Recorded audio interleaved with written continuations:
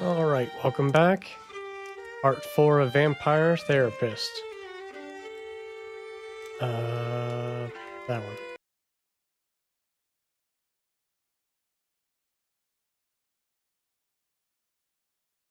Loading takes a while. There we go. I gotta confess, boss, I'm a little down. I love helping other vampires, but getting therapy myself sometimes ain't much fun. I understand. Looking in the mirror is difficult for any human, much more so when they don't cast a reflection.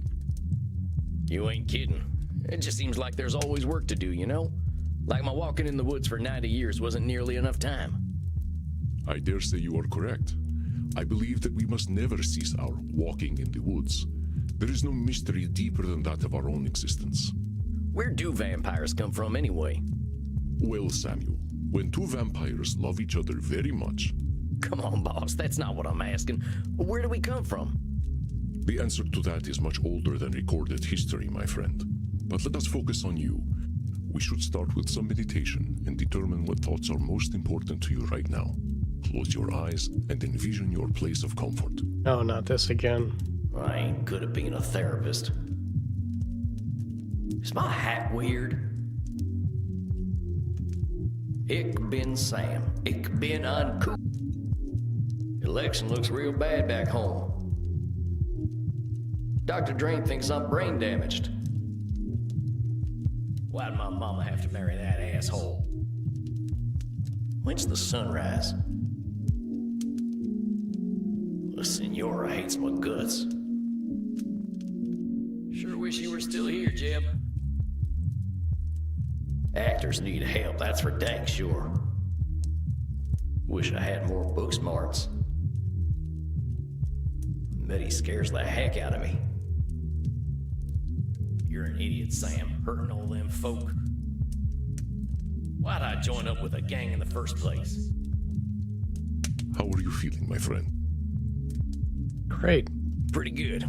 I gotta say, my head's been a mess of thoughts lately. I think I was afraid of therapy today. Why is that, my friend? What thoughts came up? Well, after last time, I think I was stewing a bit. Just being real angry at myself for joining that nasty cult in the first place. They preyed on the vulnerable, as cults tend to do. If you had been a man of means with a robust support system, I doubt they would have noticed you. Yeah, I know. And honestly, I'm mad about that too. I mean, my country did me real wrong and put me in that sorry state to begin with. This sounds like a proverbial can of worms. Yeah, you could definitely say that. After we talked last time, I kept thinking, what could I have done differently? And the answer amounts to horse shit. All that law-breaking I did, all that murdering and stealing and doing no good, that was my country failing me. Let us slow down, Samuel. You are making a bit of a logical leap. I have great admiration and empathy for you, my friend, but it is disrespectful to those you hurt to blame anyone but yourself. I mean, I guess I could have died. Suppose that would have been kinder, but that's a lot to ask a boy to do. I am not suggesting that you should have died, and I do not suggest that your country was without fault. However, your country had its role, and you had yours. You are using a cognitive distortion called blaming. When we engage in blaming, we ignore or wipe away our own faults, attributing them to someone or something else. Great, new terms. I was doing so good with the old terms. Our faults are precious, Samuel. We cannot be ourselves without them. Do not wipe them away. I mean, I just wish things hadn't been the way they were. If my country had taken a better trail, maybe I would have turned out different. Differently. I am sorry to interrupt, but Senora Deste might correct you less gently. Now then, perhaps it would help to put blaming into perspective. It is always humbling to see ourselves in the mirrors of our minds, is it not? Let's try some examples. See if you can tell when I am blaming. I turned into a bat the other day and flew right into a tree. Who put that tree there? I was unable to perform in bed with Crimson the other night. It must have been her fault. Oh boy. Well, Dang, that is some blaming. Takes two to tango, boss. Maybe there's some bad blood brewing between you two. Man, I wish I hadn't heard about it. Do not worry, my friend. Crimson and I bring each other great satisfaction. that's so great to hear. All right, I get it. I said nothing lurid, Samuel. Why are you so distressed? Singing great satisfaction. It's like hearing your parents talking about their sex lives. I mean, not that you're... I mean, forget I said anything. All right, Samuel, let us move on. The interface on this widely used new vampire dating app is so modern. How do they expect anyone to use this cursed thing? Did you see the football game the other night? My preferred team played with great skill and should have won. The referee was clearly an agent of the Dark Lord. And now hold on, Andy. I think I saw the game you're talking about, and you're just blaming the ref for your team's mistakes. You got a great tight end, but one that plays a little dirty. Excuse me? I didn't mean it like that. Oh, heck, I can't talk right today.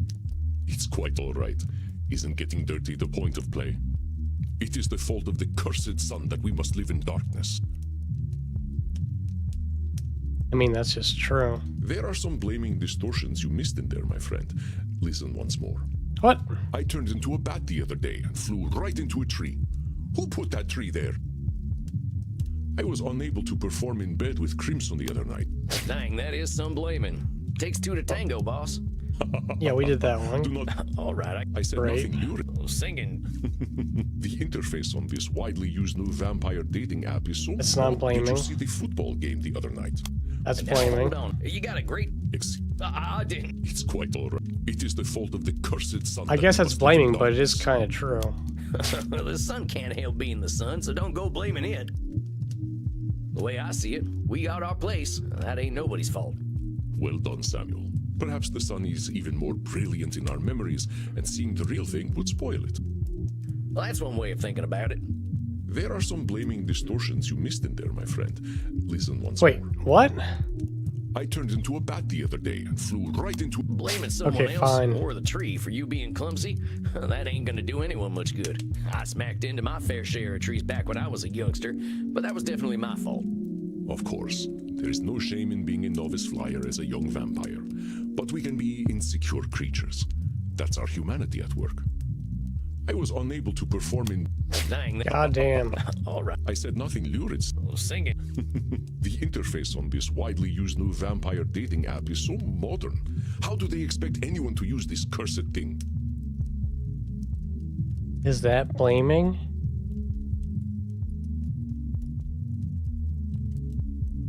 I don't think that's blaming. Did you see the football game? And now hold... You got a great... I did. It's quite all... It is the fault of the cursed sun. The way I... Well done. Well, that's one way of thinking. There are some blaming distortions you missed in there, my friend. Fuck! Listen once more. I guess they're all blaming. Stupid time loop bullshit. I turned into a bat the... Blaming some... I smacked... Of course. I was unable to... Dang. All I said nothing. singing. The interface on... Come on now. You are... By the way, Oh, yeah. Way faster than going through the edit menu all the time. Wait, what? you youngsters always find the latest tricks. Let's keep going, though. I think I get it. I ain't trying to erase what I did. I'm just bitter that I felt like I had no choice at all. And it all goes back to the United States taking my daddy away for their manifest destiny. I'm mad at him, too. Dying for his country. What kind of nonsense is that? How'd his country pay him back? By making my poor ma marry a drunk who beat the daylights out of her and his kids? Ain't no damn wonder I turned out the way I did. That must have been devastating, Samuel. Countries are not human. They cannot feel. And stories such as yours prove it. I mean, what the hell, Andy? My daddy's corpse didn't give a shit about no United States of America. It's kind of funny when you think about it. He died fighting the British so the U.S. could say they own Missouri. Who the fuck cares? I'm telling you, Andy, the best thing about being dead is realizing how little that nationalism crap matters. Desire for identity can create monsters worse than we. What happened after your father died? Well, we didn't have nothing. The money was running out, so my ma got married to a hard man who drank even harder. He beat up my older brother, Jeb, for fun. And once Jeb started fighting back, dear old stepdad came for me. And that's when my brother killed him. It sounds like a tragedy from my own country's mythology. I am sorry that such a thing happened to you, Samuel. Your brother was brave. No kidding. We went on the run together, but he was the one who kept us alive and fed, mostly through stealing and begging. Once we stopped being cute, begging didn't work anymore, so we moved up to robbing and killing. Killed my first man at 12, and then it got a little too easy. That is young. I cannot imagine how difficult that must have been, Samuel. My country asked me to kill at 20, and I still remember how devastating it felt. Yeah, well, nobody told me to do it. Like you said, that was all me. I don't think anyone was surprised either. When my brother and I rode into a town, you should have seen the way people looked at us. They knew we were trouble, and we were determined as hell to prove them right. A moment, Samuel. I believe this is an opportunity for some growth. It's them distortions again, huh? To err is human, as they say. Do not be discouraged. There is something in what you just said that you cannot be sure of. Can you tell me what it is?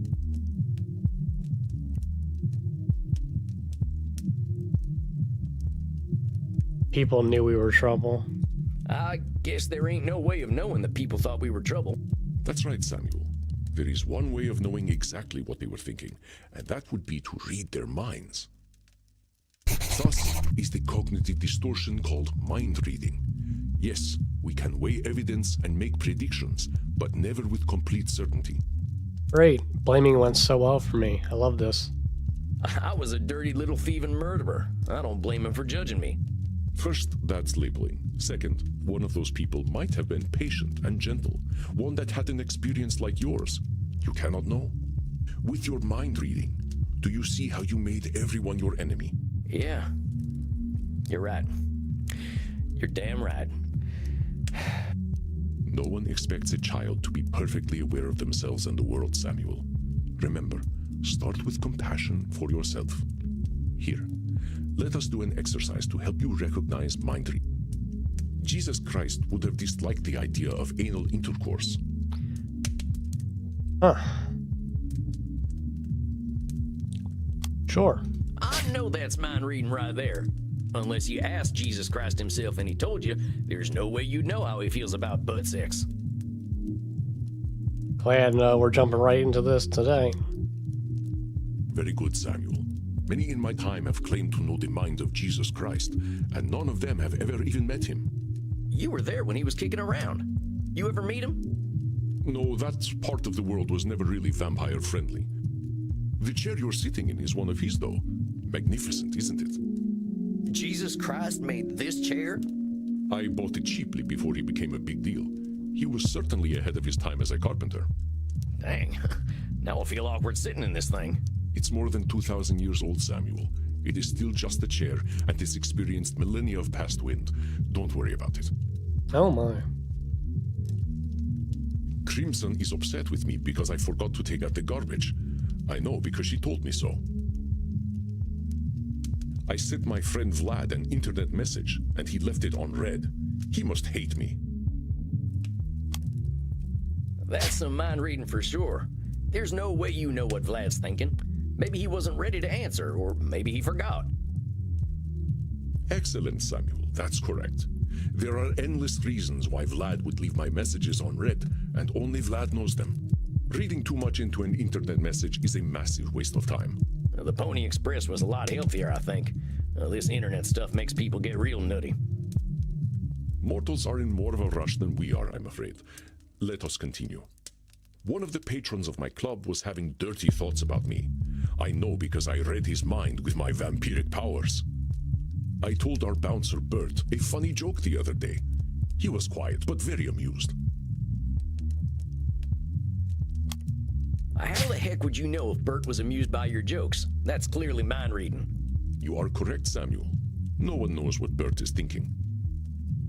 I like to think he dreams of butterflies, but who can say? I don't think he's thinking of butterflies. Then you are mind reading, Samuel. Let Bert be Bert. Yeah, I guess so.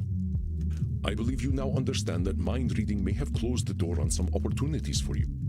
I suppose. I can't really know either way, but I guess that's the point of all this. Knowing what's real and what's not. Exactly, Samuel.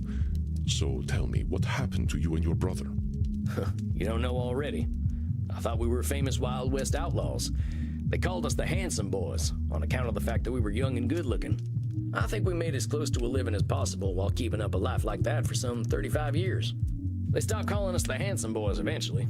Mostly they just called us those two sumbitches. Jeb and I married a pair of sisters, even talked about settling down in some kind of fashion. I guess we got greedy, though. One last big job, as they say in the pictures. Met this fella in a saloon who'd heard of us. Went by Ernie. He said he'd help us take down the Pioneer Missouri Bank. A take of $30,000, split 3 ways.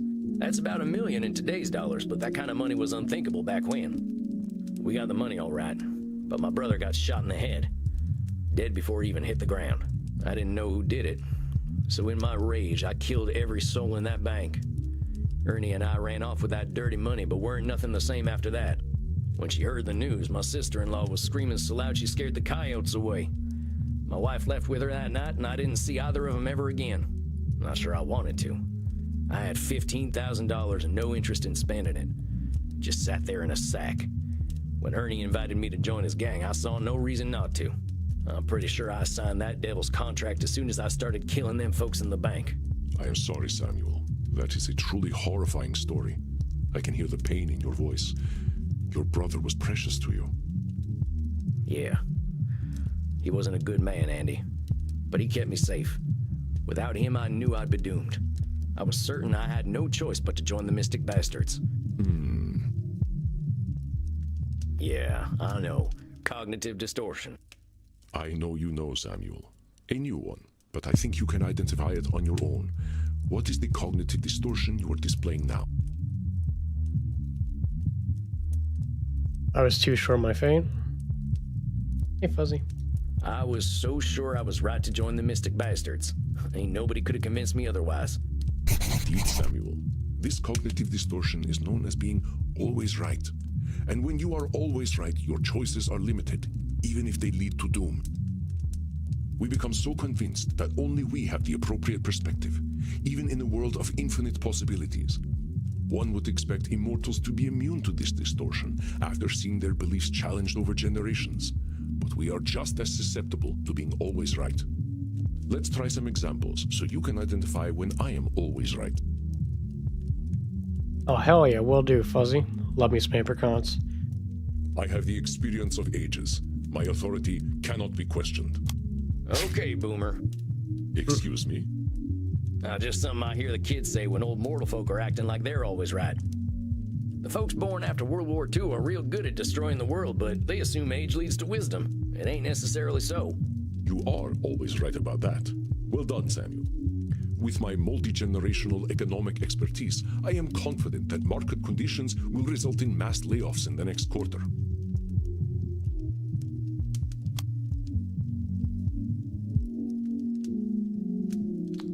Hold on, you can't know that layoffs are going to happen after the next financial quarter. I did not say that I was certain, just that I had earned confidence in my prediction. Modern stock markets are run by a cabal of dark cultists, and one can make educated predictions about their behavior. Wait, are you serious? Yes, they sacrifice all to the dark god of ever-increasing profit.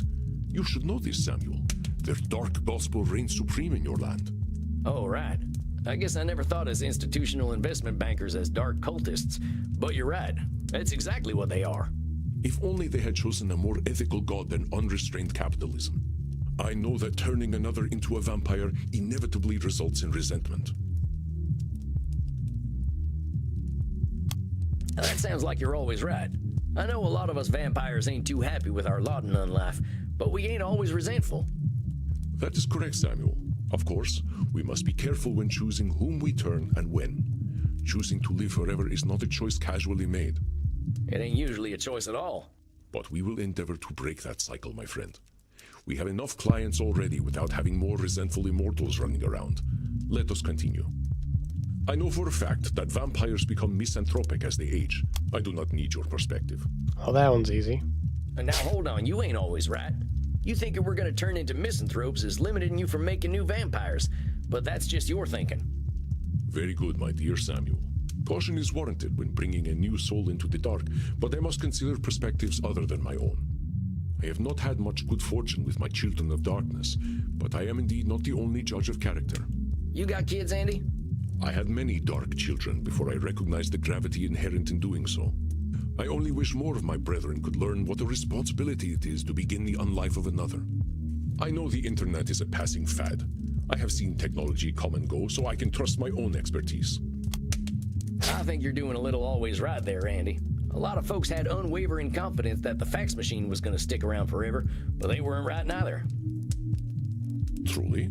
I still use my fax machine. It is the preferred mode of communication among vampires here in Germany. Heck, I guess that just proves no one is always right about technology. I was gonna say I fax almost every day. I think I get it, boss. If I had found folks to listen to other than myself, maybe I wouldn't have joined up with Ernie's gang. Perhaps, perhaps not. You had plenty of reasons for making the choices you made. Reflecting on them is what helps us to grow. Yeah, I'm a lucky fella all in all. I did some stuff with those vampires that I was pretty sure erased any humanity I had left, but I was wrong. Them transcendentalists I hold up with were ready to help me no matter how nasty I was. And I know I've done a lot of thinking on my own, but I owe them everything. I've done a lot of thinking on my own, but I owe them everything. Is that so, Samuel? Can you point out your own distortion there?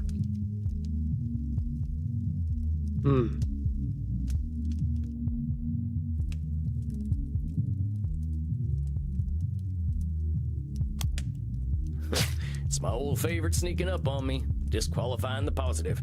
I did plenty of work on myself. That's right, Samuel. And why were the Transcendentalists able to help you? We just went over it tonight.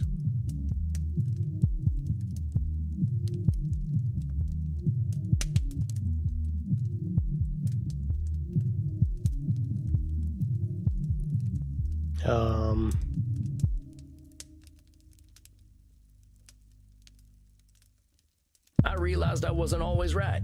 I was ready to start receiving help. Excellent, Samuel. Your capacity for self-reflection, and so quickly, is truly inspiring. I almost feel as though my blood is circulating on its own. Oh, come on, Andy. I'm just a fella. You have earned a reprieve from disqualifying the positive, my friend. Embrace it. I believe we have had a productive session today. Let us not press matters. This is difficult work, and you are handling it wonderfully. How do you feel? You know, I feel okay. Somehow it's better than feeling good. What happened is what happened. Some bad stuff happened to me, and I did some bad stuff. None of it lasts forever. That's the nice thing about having all the time in the world. Your trials have made you wise indeed, my dear Samuel. Now rest, my friend. You shall soon share your wisdom with your clients. I wish you a good night. Yeah, I believe it's early coffin time for me tonight. Have a good night, Andy. You as well, Samuel. Rest in peace.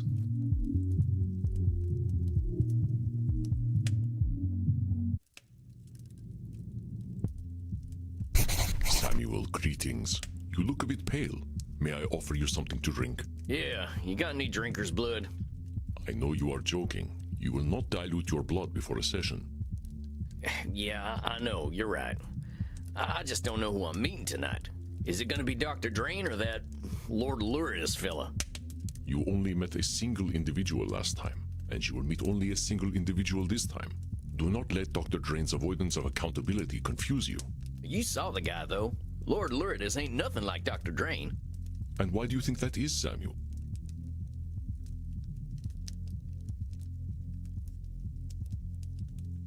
Well, maybe it's easier for Dr. Drain to blame Lord Luridus. Correct, Samuel. A mild change in personality would be within Dr. Drain's control. Luridus is not, and therefore, Dr. Drain relinquishes control. Prepare yourself, my friend. Let us find the darkness that lives within Dr. Drain. Okay. Oh, wow. There's still 2 more to get.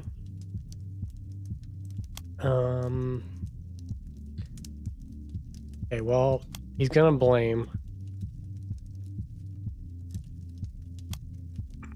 He's gonna be always right. He's gonna want control. And then...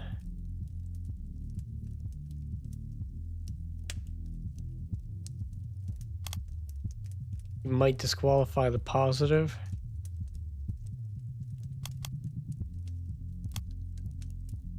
Oh, wait. Oh, there we go. All right. Lock that in. All right, I think I'm as ready as I'll ever be. Do not fear, Samuel. I shall not let Dr. Drain hurt you, no matter what he is calling himself. Do what you do best. I will, I promise.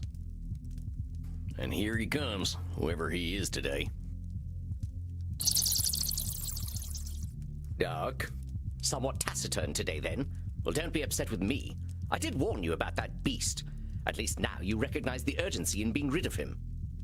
Perhaps now we can stop beating about the bush and actually fix my addiction problem. I'm here to help, but if we're gonna lick this thing, we gotta do it honestly, and that means getting to the root of the problem. I tire of this self-examination process. There must be something efficacious that I can do. Perhaps some sort of aversion therapy. I am willing to do whatever it takes to make that villain just go away. Then you gotta be willing to address the big old elephant in the room. And what is that? Lord Lourdes is kind of hot. You and Lord Lourdes ain't two different people. You keep talking about him like he's someone else, but you both got the same brain in there. Complete and utter nonsense. You've met him. We share absolutely nothing in common, and what's more, I am fully aware that he hates me. Take a look at this note he left on my desk. That's supposed to be you there with the micro penis?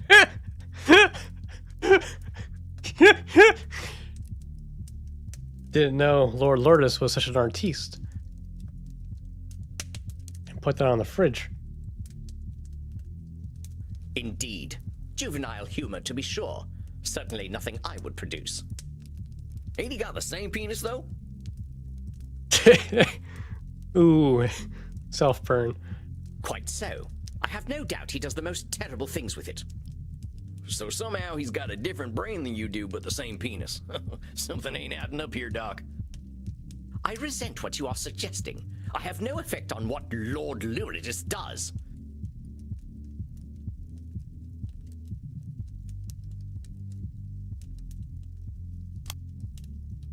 Dr. Drain seems to assign himself no responsibility at all for the actions of Lord Lourdes. Is this fair? He's blaming. I resent what you are I know you're a pretty responsible fellow, but you're giving Lord Lourdes more credit than he deserves. Off to a great start. What on earth are you talking about? You know that old stereotype mortals like to spread about us where we can't go into a place until we're invited? A ludicrous idea with no basis in scientific truth. Ain't you giving Lord Lourdes your permission to come in and do what he does when you take that plasma stuff? I didn't invite him in the first time. I had no idea what I had created. That his presence would become an addiction was not known to me. Dr. Drain, you're a scientist. Your stock and trade is in facts, ain't it? Let's leave thought out of this for now. You gotta be my scientist here and stick to what we know. Very well. Yes. The genesis of... Lord Lourdes was in the actions and choices I took. Are you quite satisfied? Doc, we ain't here for my satisfaction. Do you really think that? Well, the fact that I am upset right now certainly lends credence to the idea that you are trying to shame me. I won't lie to you, Doc. The people that Lord Lourdes has hurt probably would have a bone to pick with you. But I ain't here to punish nobody. That ain't the way to help you. In this room, we're working together. You're doing the hard work, and I'm just giving you support. Catch my drift, partner? And so you do me even greater shame through kindness. I cannot win. Perhaps I should simply let that beast, Lord Lourdes, have his way with me. Finally, an easy one. Come on now, Doc. You're jumping right to doom there. There are so many ways this therapy thing could go for you. It ain't we destroy Lord Lourdes or Lord Lourdes wins. Jumping right to catastrophe just ain't realistic. Already you're fighting him by being here. That means there's definitely something in the middle. And working together, we'll make things better. Maybe not completely better. This work ain't never done. Of course, I am forgetting myself. I'm not usually prone to extremes. I shall attempt to be more mindful. I ain't expecting you to be perfect, Doc. And I don't want you to expect perfection from yourself either. What I'm asking you for is self-compassion. That ain't erasing blame. It's just approaching yourself from a place of understanding. That's a scientific method, ain't it? I doubt many in the scientific community would agree with such a statement, but I believe I understand the thrust of it. We cannot address facts if we mask them in emotionality. That's exactly it, Doc. I couldn't have said it better myself. Indeed. Thus my attempt to synthesize the thought properly. Well, thank the dark powers that made us. Someone in here's the smart one. Very well. We shall take a strategic, scientifically sound approach. We will agree upon facts, develop hypotheses, test and validate. If I rely on the science, I will never be wrong.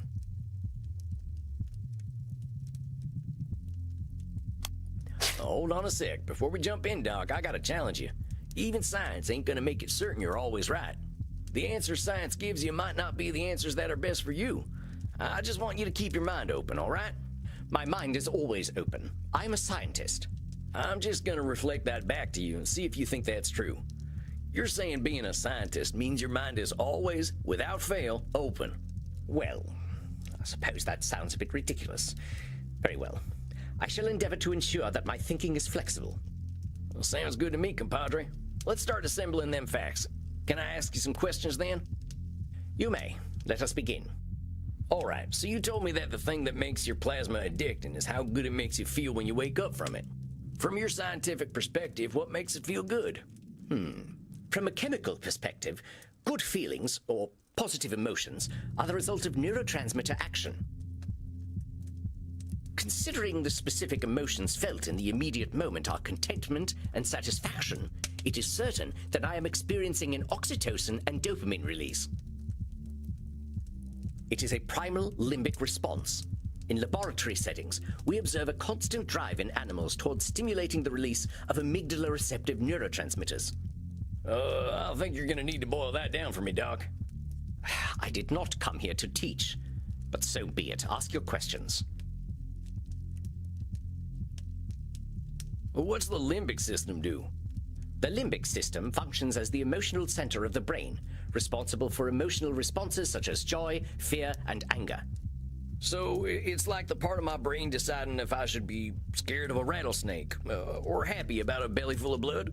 Precisely. It plays a crucial role in forming memories and making decisions based on emotional experiences. Often called the lizard brain, it's evolutionarily one of the older parts of the brain, indicating its fundamental role in regulating survival instincts. I've been called lizard brain before, but I'm pretty sure it wasn't a compliment. What's this about neurotransmitters? Neurotransmitters are chemical messengers that neurons use to communicate with each other. For example, social bonding reliably triggers a release of oxytocin, creating a sense of security and attachment. So, if I'm reading you right, when I'm feeling all snug after a good feed, is them oxytocin neurotransmitters doing their thing? Exactly. This process is an integral part of our brain's reward system, encouraging behaviors that are perceived as beneficial for our survival and well-being. So, survival feels good, basically. Yes, though I would not publish such a statement in an academic paper. So what's all this stuff really mean in the end, Doc? Why's this neurotransmitter stuff even matter? An intriguing question. Naturally, emotion does not have a practical evolutionary application on its own. However, these emotions signal to the reptilian brain whether or not we are under threat. Oh, well, dang, now I think we're getting somewhere. I think the answer's right in front of us. Oh? And what is it that your rooting, tooting brain can synthesize that mine cannot?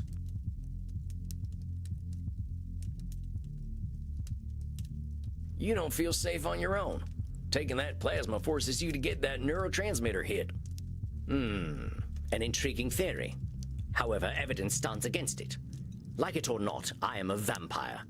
The only thing that may threaten me is the sun or a more powerful vampire. I should not be experiencing feelings of mortal danger. I am not immortal.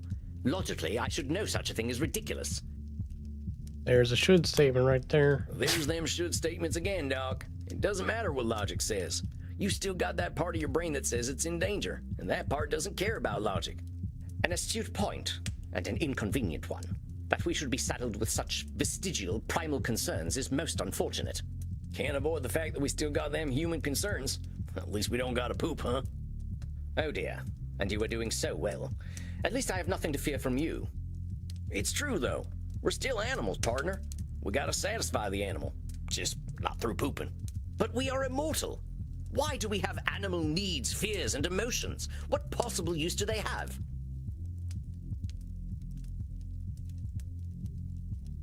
One moment, please.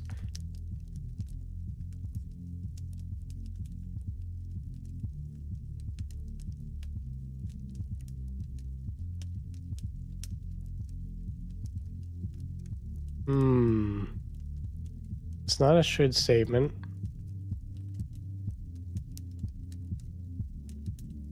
Is he blaming the animal needs?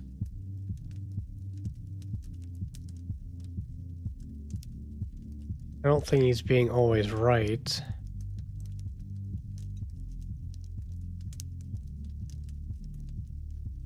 Control fallacy? I don't think so. And not disqualifying the positive. So I'm leaning towards blaming. Nicole's saying blaming. Alright, let's roll blaming. Poor Dr. Train is diminishing the entire human, or rather animal experience in his pursuit of logical outcomes. Quite dogmatic for a scientist. Diminishing the entire human experience. But we are immortal. Why do we have animal needs, fears, and emotions? What possible use do they have?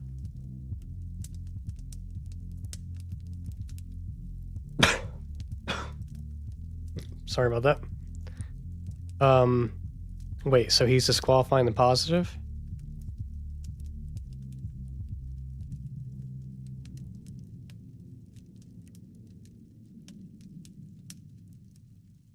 Is that it? Sometimes, Doc, you are just too smart for your own good. You're logicking away all the good things about being human. Wow, okay. That's a more precise use of that term that I'm used to seeing for this. I mean, let's say we freed ourselves from those biological concerns. Got rid of all them fears and insecurities and quirks. Why are we doing anything then? I don't know about you, Doc, but I don't want to turn into a computer. All them great discoveries and works of art came from our humanity. Perhaps it is so. Do you know, I met Isaac Newton several times. The young fellow was motivated indeed, but it was his human vindictiveness that made him so effective. All those motherfuckers who called me a nerd are going to pay, mark my words, he would say. Or something along those lines. So, he was making sure none of those motherfuckers could hurt him. That was certainly part of it. It was not just a love of science that drove the man. It is such a disappointing notion, however, to think that we cannot transcend our reptilian brain, even when we are beyond death. We're dealing in facts, though, and I think what we're coming to is that your reptilian brain doesn't feel safe. Which is absolutely ridiculous, but I must admit that it is somehow true. What a devastating revelation. Dr. Drain, for all his scientific achievement, is just an emotional little laboratory rat who bases all his decisions in fear.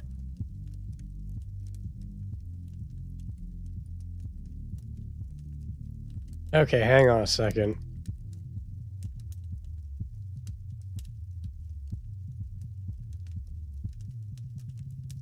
I feel like he's blaming and disqualifying the positive in one motion here.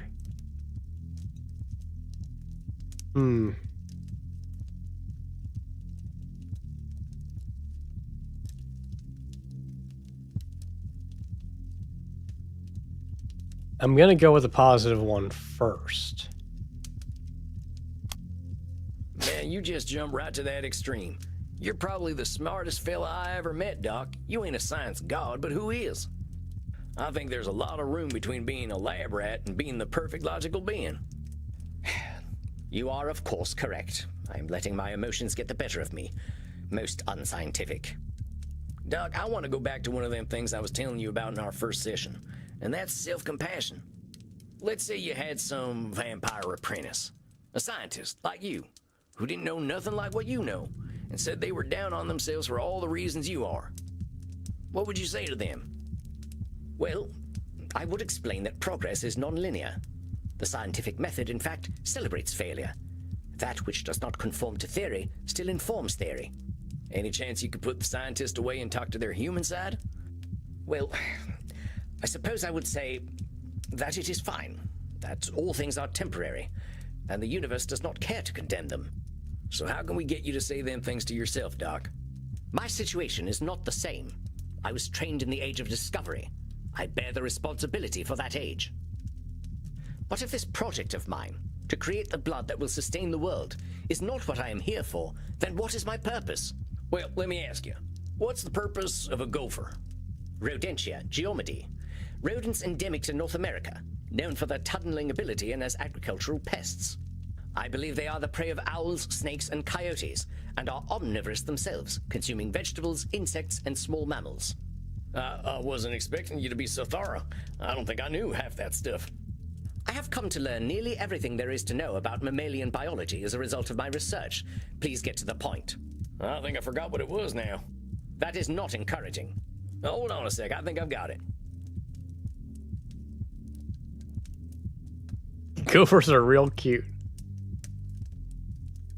Gophers have a purpose. Driving people crazy, that's what.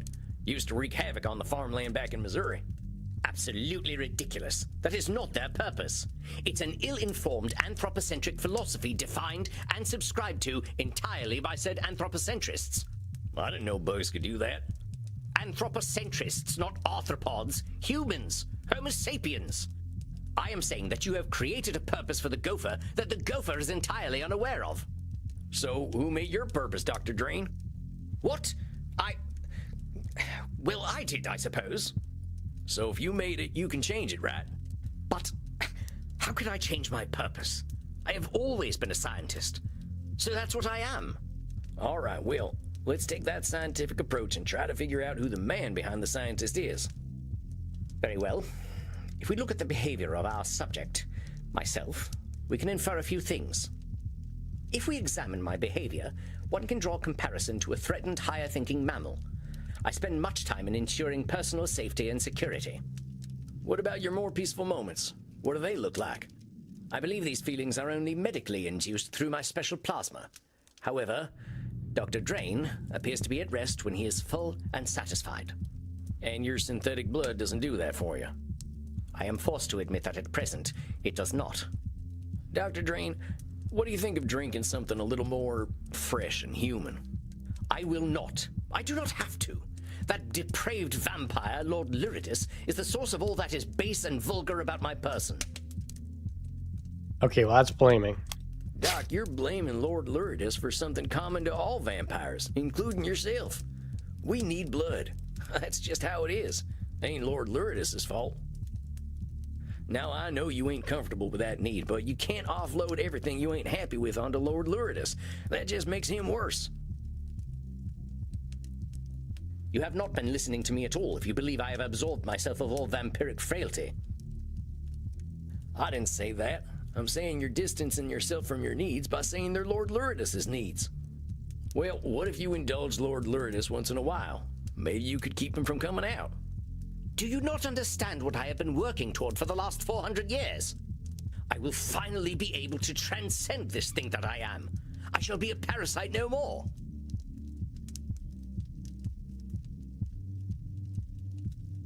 Hang on a second here.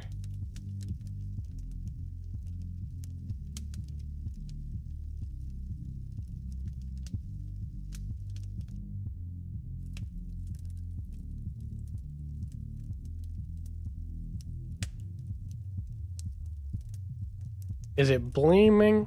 He's calling himself a parasite. Is it disqualifying the positive because he's disqualifying what he is? I mean, it seems like it's never always right or control fallacy. And I shouldn't have picked those for this session.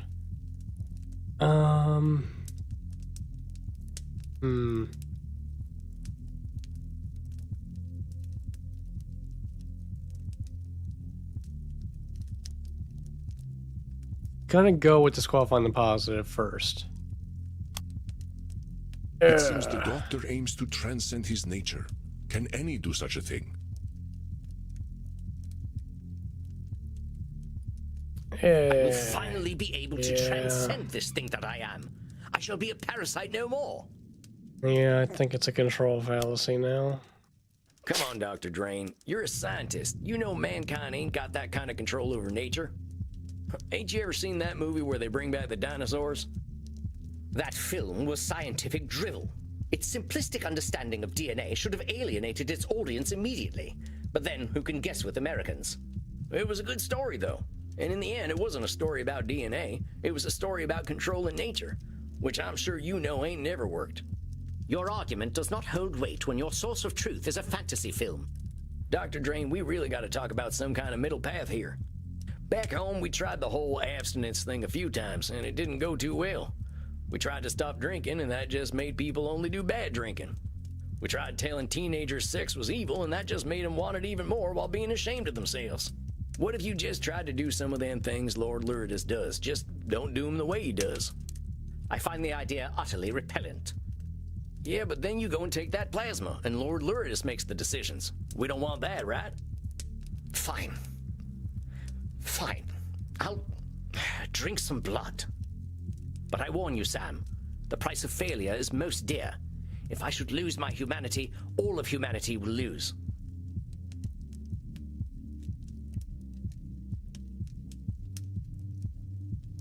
Mm-hmm.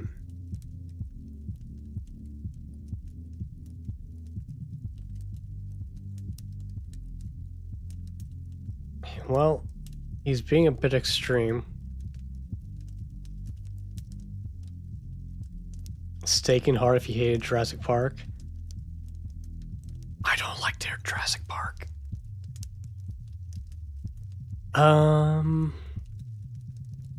Disqualifying the positive. Control fallacy. Oh wait, it's a should statement. Duh. Fuck! The entire world will suffer for Dr. Drain's failure. This is a stark vision for the future that he holds. But I warn you, Sam, the price of failure is most dear. If I should lose my humanity, all of humanity will lose. Apparently, chat likes Jurassic Park. You know that scene in Jurassic Park, that famous one with the giant dinosaur pile of shit? That was a metaphor for the movie. I feel like the audience didn't pick up on that fourth wall break. Control fallacy. Doc, you really can't be putting the weight of the world on your shoulders. That ain't something you can control, compadre. Now, I know you're a capable fella, but the world is gonna turn with or without you.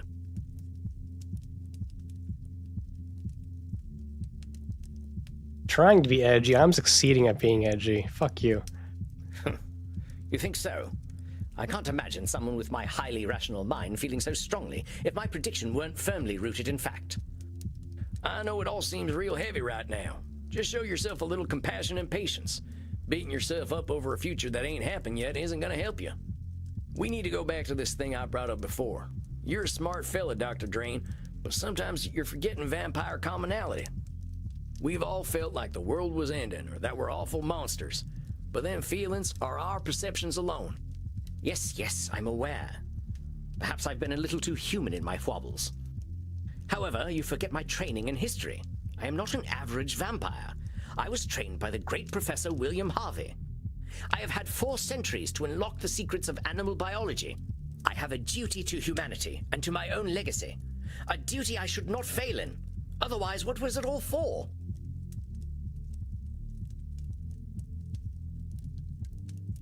Alright, that better be a fucking should statement. Hold your horses there, amigo. You say you've got a duty to humanity? Well, that ain't scientific at all. It ain't just anthropocentric, it's Dr. Drain-centric. Nobody said you had to do anything. Remember when we first started talking, I told you about them should statements? That's what you're doing, compadre. Just remember that them shoulds are yours. Yes, I must be frustrating to you, Sam. I invoke the same delusions over and over again. Hey, come on, Doc. You should be proud of yourself. You know what the difference is between you and vampires who never improve themselves?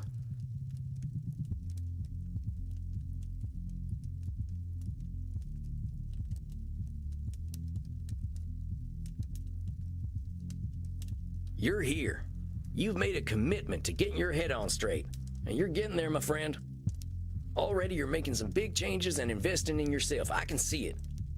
So let's cut Dr. Drain a break. How about it, amigo?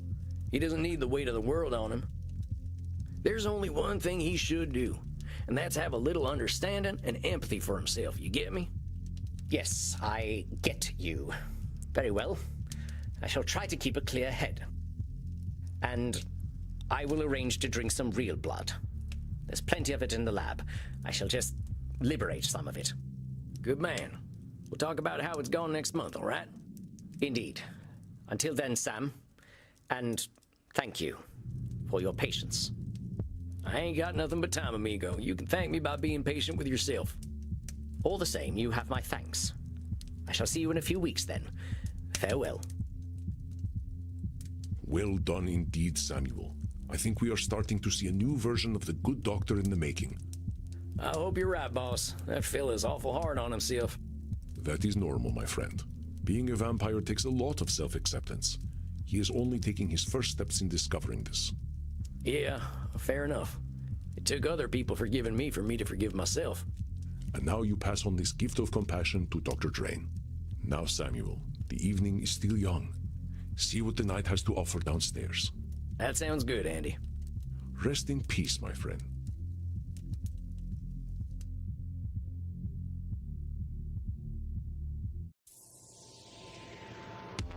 I always come out of the doc sessions feeling dumber than ever. All right, who we gonna see tonight? I'll check in with Crimson. She's always got some bartender's wisdom to share. Howdy, Crimson. Looks like a nice crowd tonight. They're always a nice crowd, cowboy. We like to maintain an asshole-free zone. I'll try not to be an asshole then. I'm not worried about you, cowboy. You had a session tonight, didn't you? Yeah, with the doctor fella. We had a hard talk about what being a vampire means. He's having a hard time coming to terms with it, even after 400 years. I can understand that. I've stopped aging for the last 20 years and don't know how I feel about it yet. How do you think it went with him? I think we're finally getting somewhere, actually. It's funny, a lot of vampires forget they're human, but he keeps forgetting he's a vampire. But just like we can't opt out of being human, we can't opt out of being vampires either. Must have been a hard talk, cowboy. I sometimes wonder what I am. Staying the same age, drinking Andy's blood to live. Don't get me wrong, I like not being dead, but I still feel like I'm living on borrowed time.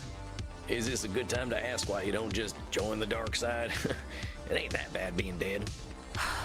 I'm just not sure what I'd do with forever, you know? Eternity's a long time. Yeah, I think a lot of us vampires can't answer that question either. And I don't think there's one answer anyway. There you go. So I guess I'll keep putting off the question. I mean, it's not forever. If you get tired of being a vampire, you always just walk out into a nice, shiny Monday. I don't know. But nobody's rushing you, Crimson. You think I'd let anyone? But thanks for listening, cowboy. Now why don't you go mingle? There's a new fella in the kink room who's very interested to meet you. Oh, good. Love my friends in the kink room. Crimson's a human that has like a terminal cancer, so she gets blood transfusions from Andromedus, and that keeps her alive. I guess I'll go be social then. Thanks, Crimson. Wait a sec, that ain't... Greetings, my child. I don't think he's a priest. Keep your distance, amigo. I know our kind ain't had good history, but I ain't in the mood for an exorcism or nothing. Ah, my child of the dark. If I were to exorcise you, nothing would be left when I was done. Only the good Lord is free of sin. We are all children of darkness. Holy smokes, what Bible have you been reading? I know my scripture, my son. However, I am by scripture and dark metal ordained, not by any church of man. So, you're some kind of freelance priest? Yes, I suppose I am. It is the only way I can give succor to those who need it most. So I gotta ask, seeing as we're in a kink room, what kind of sucker are we talking about? I follow in the path of the Lord. I share my body, and I share my blood. Ain't this a little blasphemous for your kind? To whom, my child? God is in everything, including you, sweet vampire. Can God blaspheme against himself?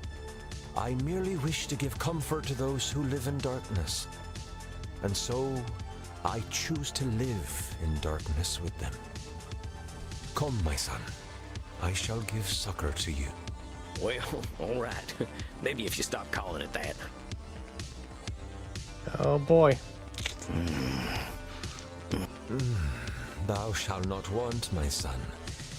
Are you comforted? Yeah, I guess I am. I know those of my faith have hunted your kind. Perhaps we fear our own sin, so we seek the sins of others. I seek only the Lord in everything, as do we all, whether we know it or not. You ain't wrong, I suppose. Hey, a little awkward, but what's your name, fella? Expecting a different kind of minigame at this point. Yeah, I'm okay with sticking with the neck vein, not going for the main vein. I am Kieran. It means little dark one. The night always did call to me.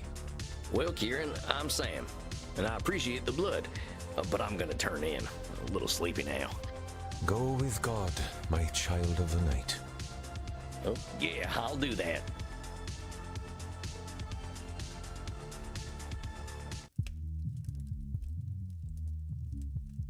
A fine evening to you, Samuel. Are you ready for tonight's session with Signora D'Este? Yeah, I think so. I think we're making some good progress. That is wonderful. Remember, though, that the road to inner peace is not a straight line. True enough. I like to say I didn't make my path. Nature did. Samuel, you have the makings of a poet. Oh, I meant it more literally. When I was walking in the woods, I just walked where the land led me. But you see, this is a wonderful metaphor. If there is a valley between two mountains, that is the path nature takes us on. We often choose to climb the mountain instead when the easier path is made for us. Your experience guides your intuition more than you might expect, my friend. Guess it's that peasant wisdom the Signora mentions. Be careful with the labeling, my friend. I didn't mean it in a bad way. I ain't ashamed of being a peasant. I'm just folks, as we like to say. I can see why the Signora has become quite fond of you. Are you prepared for your session with her? Yeah, I think with our progress, there might be some other distortions to focus on. Let me think. Of course, control fallacies first. I gotta go with labeling, because she does call everything peasants.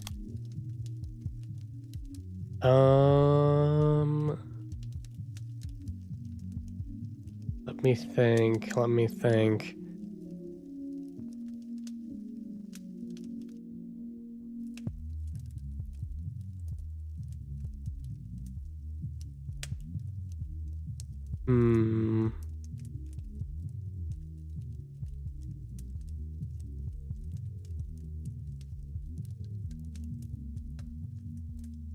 So she's got family issues, mainly with her husband. I could see blaming. Blaming's would be a good one.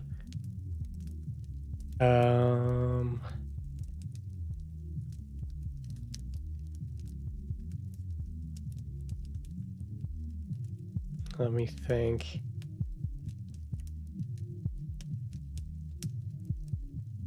She might overgeneralize.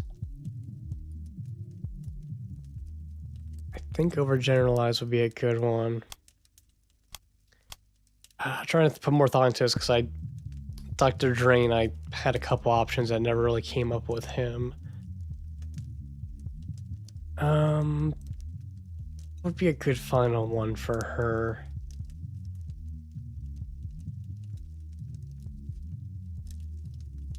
She does kind of come off as always right. Might be a good idea to bring that new one with me. Yeah, let's try these. I think that's a good loadout. All right, locked and loaded. The people of your country have so many colorful phrases having to do with firearms. I do not understand the obsession. I can't explain it neither. I shall leave you alone with the Signora, Samuel. Howdy, Signora. Good to see you tonight. You are looking forward to seeing me? Well, sure I was. You're an interesting person, Signora. It's a privilege to get to know you. I suppose you have learned something of manners yourself. I thought a lot about the things we talked about last time, you know. Oh, yeah? What about exactly? About how foolish I was for wasting my time for so long fighting against reality.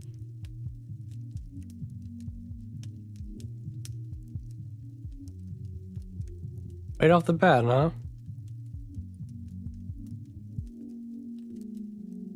How foolish I was wasting my time fighting against reality.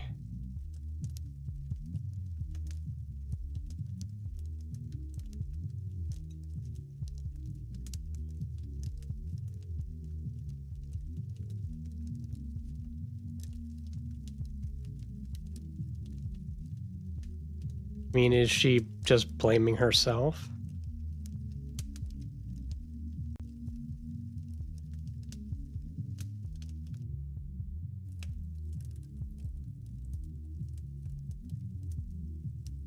Fighting against reality.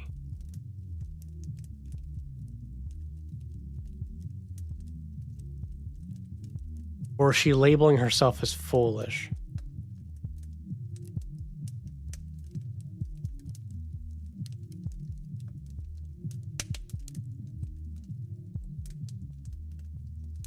Or is fighting against reality an overgeneralization?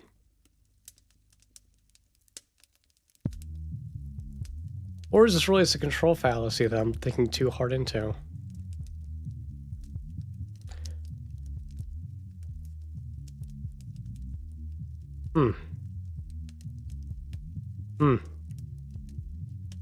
I kind of argue like almost all these for this one. Which one feels the most correct?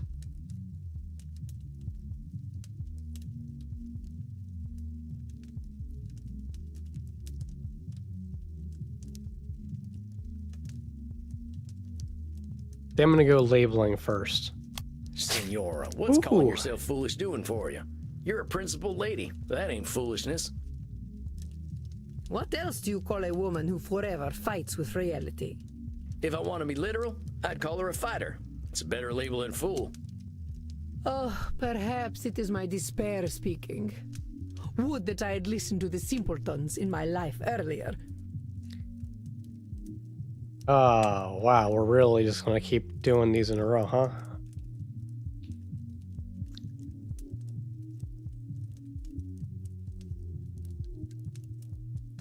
Would that I had listened to the simpletons in my life earlier.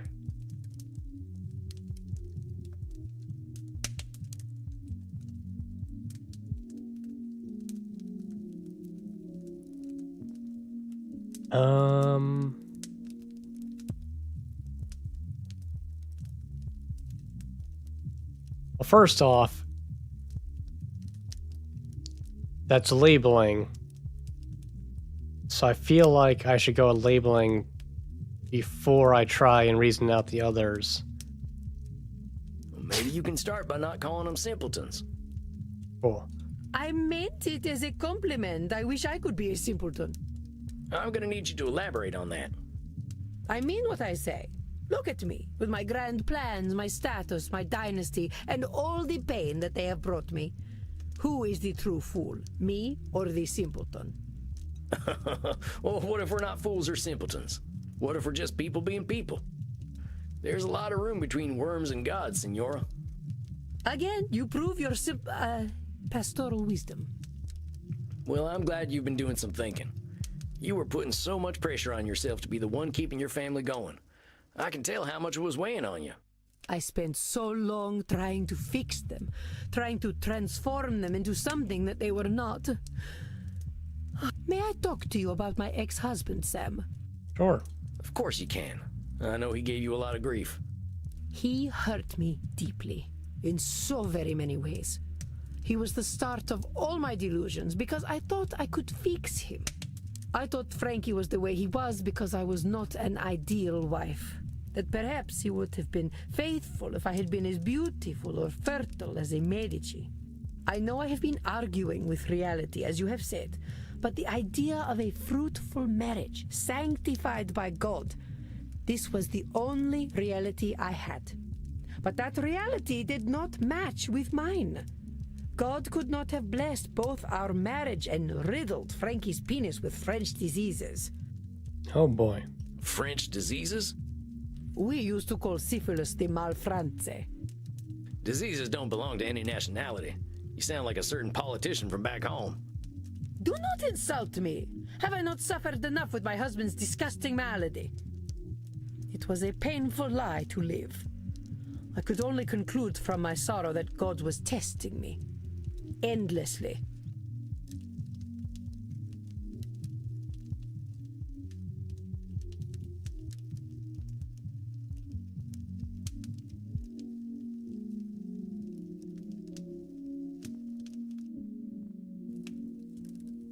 I mean, is she just blaming God there?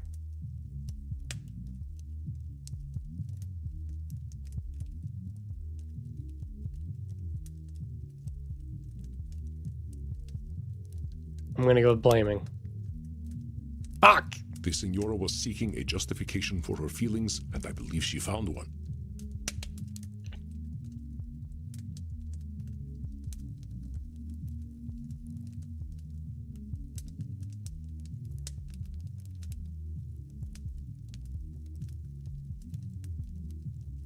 It was a painful lie to live. I could only conclude from my sorrow that God was testing me. Endlessly.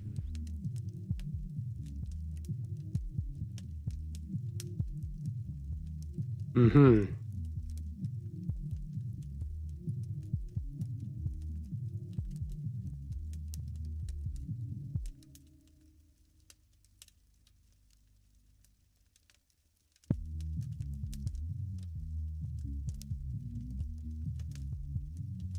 She's trying to be always right.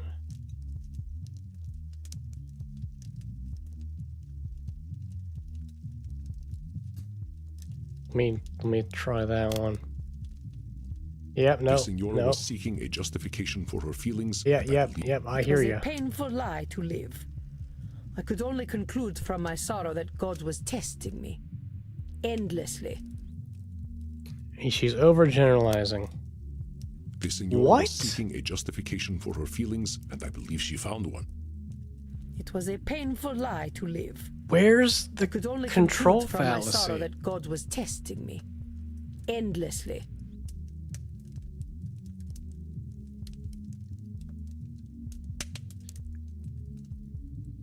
Or is it labeling? But like labeling in a roundabout broad way.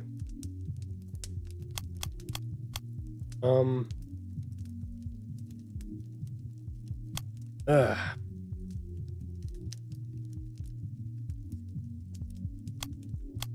Labeling? The Senora was seeking a justification for her feelings, and I believe she found one. Clearly it's control fallacy. painful I hate lie this to one me. so much. I don't I could understand only control conclude fallacies from at my all. sorrow that God was testing me.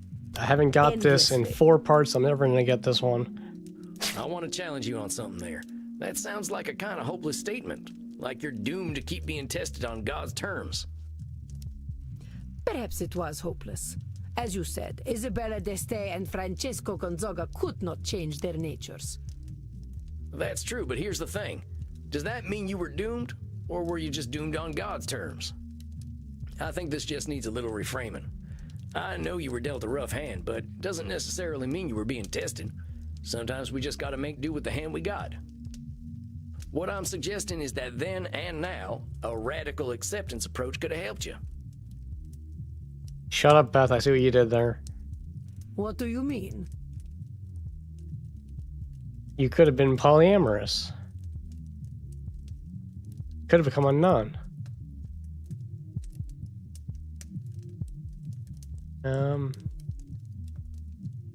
How about being polyamorous? That way you'd still have each other at home, but you could have gotten different needs satisfied by different people. Please. It was the 1490s. Such things were not acceptable unless you were a pop singer like Bartolomeo Tromboncino.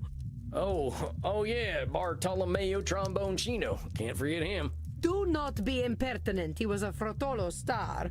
Every man and woman dreamed of sleeping with him, including myself. Huh. I figure Frutalo would have been illegal. All that rubbing in public. Porca miseria. A frotolo is like a madrigal. He was a madrigal singer. You are thinking of frottage. Oh, yeah, sorry. Guess them mortals downstairs got to me. You could have had some sort of secret arrangement. That was pretty common back then, right? Oh, we did have a secret arrangement. The arrangement was that he kept secrets from me and I pretended not to know about them. Had you ever considered talking about it? I could not. You do not know what it was like back then. A woman, even one such as I, was always subject to her husband. I did not have a say in his affairs. I had to play the part of the good wife and mother. You must understand, I only earned my significant power by playing the societal game. But he knew you were aware of his indiscretions, didn't he? It was hard to deny when he approached me with that rotten thing between his legs. So why not bring the issue out in the open? He would have become angry, I am sure. Perhaps he would have beaten me and taken away the privileges I had worked so hard to earn. Perhaps it is pointless to tread over the past again and again. What has happened has happened. It has been nearly 5 centuries. I should not let the past haunt me so. If I am true, Sam, I am still very angry about all the lies I was told. I may be harboring some resentment. You don't say. You will understand when I tell you of Frankie's greatest cruelty. I will tell you that the man, for all his fighting spirit, had very weak sperm, for he could not sprout a male seed in my womb. Blaming? Hold on, are you really blaming your husband's sperm for your having girls? It could not have been my fault. Senora, even I know it's just luck of the draw. I think you know that too. Fine. Perhaps I just wanted to insult Frankie. But I will continue. My first child was a girl. I could not have been more embarrassed. Or so I thought, until I had my second child, who was also a girl. I will tell you, Sam, I was a young woman in mourning.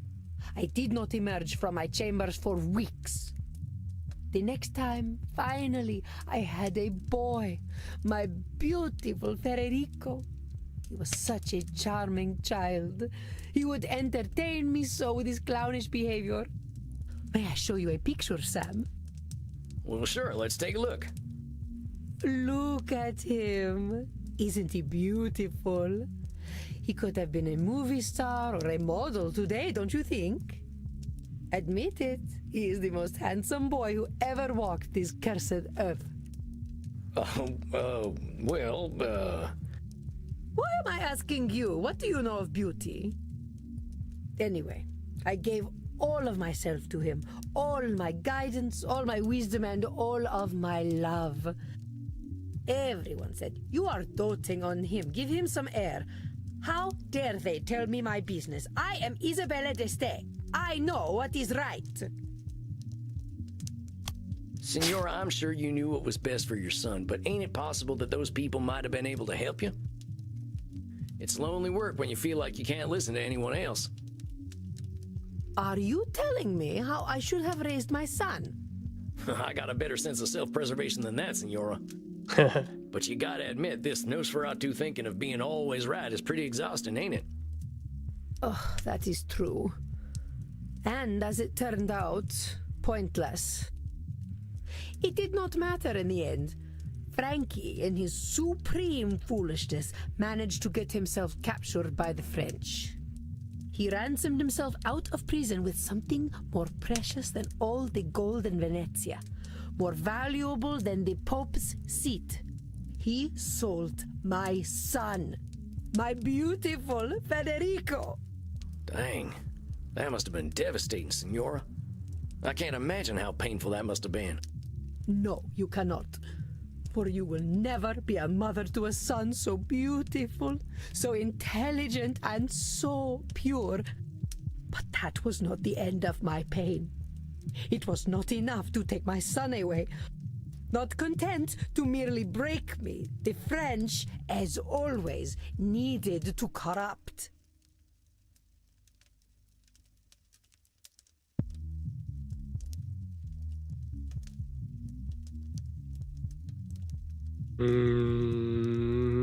Hang on. She's overgeneralizing the French. She's also kind of blaming the French. Could also be control fallacy, because everything's control fallacy.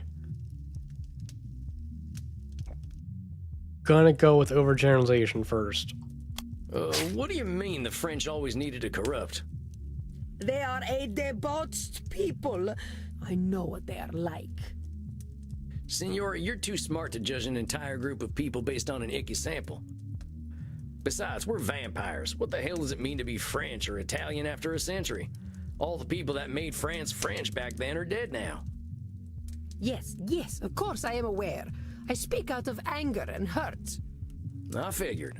But honest heads make for honest hearts, I like to say. What did the French do to your son? They sent my sweet Federico to a den of filth, a place where chastity went to die, straight to the crossroads of Sodom and Gomorrah. They sent him to the Vatican. The Vatican? Seems like that'd be a pretty boring place for a boy to spend time. This was Rodrigo Borgia's Vatican. It was a city of prostitutes and perverts, and he was their mayor. My poor Federico. He was a boy of a certain age. I could not have prepared him for the temptations he encountered. When he finally returned to me, he was no longer Isabella d'Este's child. He was the child of Francesco Gonzaga, an experienced whoremonger in his own right.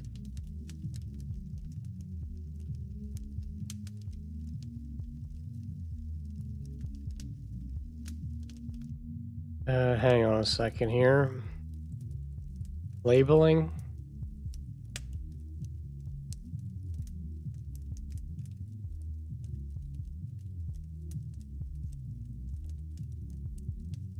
Blaming. They both kind of fit.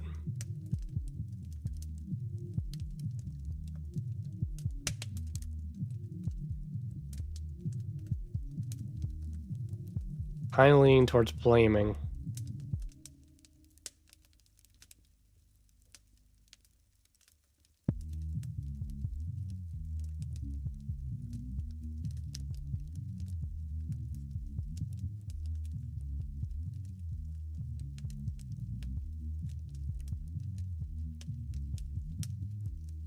I'm kind of leaning towards labeling too. I'm really torn between blaming and labeling.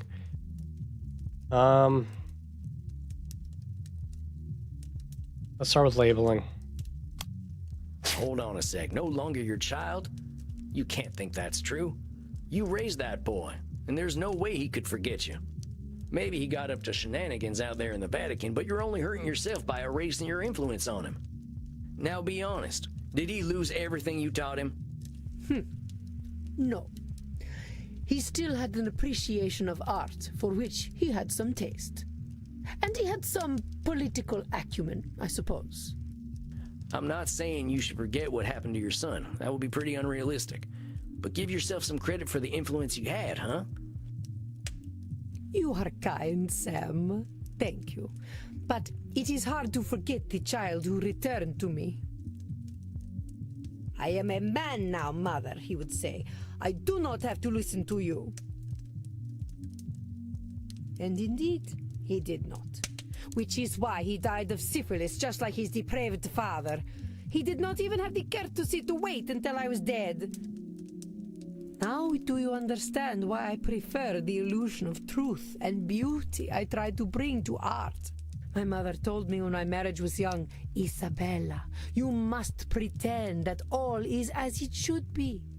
The truth is dark, but you must maintain your own. I hate to say it, Senora, but I think your mama was spouting a few should statements of her own. Keeping up that illusion must have been draining.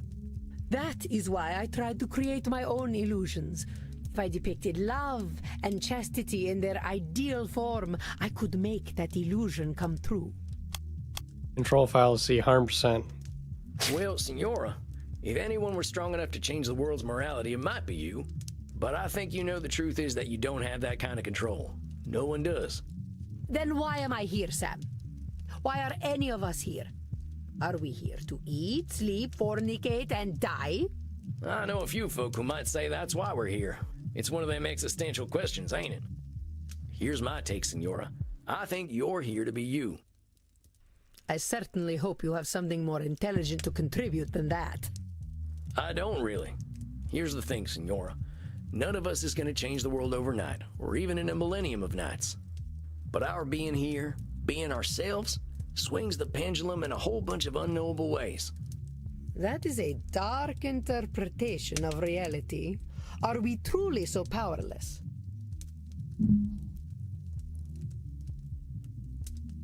Control fallacy back to back. What I'm saying, Senora, is not that we're powerless. I'm just saying we ain't gonna change the world on our own. Not everyone's gonna buy what we're selling, but some people are gonna get it. People are still out there talking about the art you brought to the world. Maybe fellas like me don't know who you are, and I bet that nasty pope from your time wasn't your biggest fan. But you can't help but be an influence on people. Just not all people. Ain't that so? I do not know if that is enough for me, Sam. Well, here's what I think we should do, Senora. All them efforts of yours are always facing outward. How about we spend some time on you? What do you mean? I mean, let's work on the things Isabella d'Este likes. Forget about the rest of the world. What are you putting in your art that's for you and not for anyone else? Is it a little embarrassing? Hush. If you must know, it is centaurs. I like centaurs. There it is. Hey, I ain't gonna judge. Sometimes I like horses better than people too. Yes, well, they are pleasing to look at. Now, how about this then? Why don't you pick up a brush and paint yourself up a centaur? I have not attempted to paint for centuries.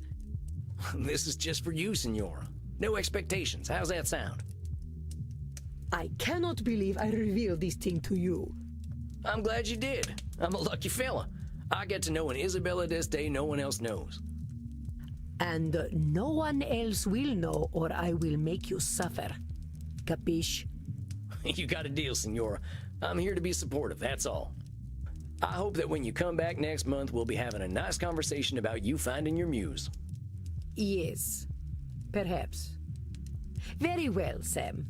I do not understand your ways, but I cannot deny you have a certain untamed wisdom.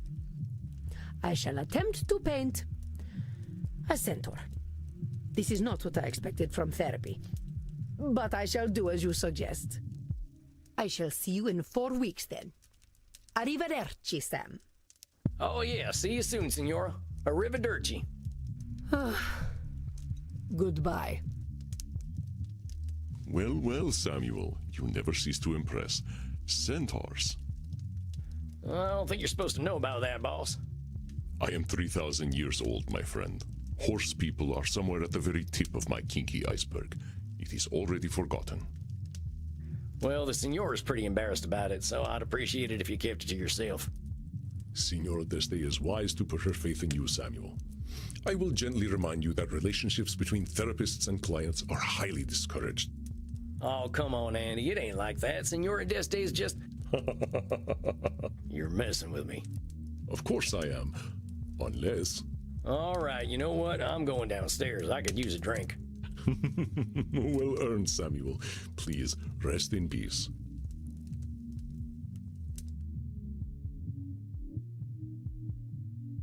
She's gonna come up with MLP art. That'd be great. Poor Senora. That lady's holding on to a lot of anger. Reminds me of myself as a young vampire. Pretty hot in here tonight. I think I'll get some air. Maybe I can get to know Bert a little better. Hey, Bert. How's the crowd tonight? Same old, huh? So,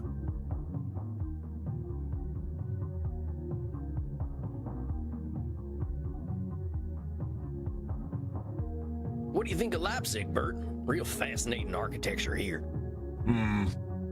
Hey, not everyone's into architecture, I get it. So what do you do for fun here? More of a homebody, I guess. Yeah, I'm a little introverted too. Spent 90 years walking in the woods, you know. Yeah, there's nothing I like better than nature. The trees, the plants, the animals. The cities just seem so dead at night. I can tell I'm interrupting. Well, nice talking to you anyway, Bert. I'm gonna head inside. All right, swing and a miss on Bert. Have fun, mate. Hey, Crimson, how's the crowd? Hey, cowboy. Bit busy tonight, but how'd your session go? No, I think this lady's starting to realize what she can't control, which is a lot. She's still mad as hell about it, but I think we're getting closer to acceptance. I know how she feels, cowboy. I feel like I wasted years of my life in D.C. trying to make the world a better place. But it sounds like you are making progress to me. She's got time to make her peace.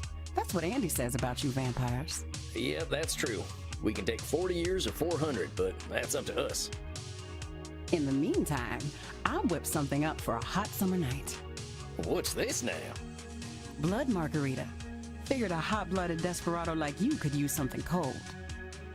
Oh, mighty kind of you, Crimson. I'll let you get back to work and take this up to my coffin for a quiet night. Night, Sam.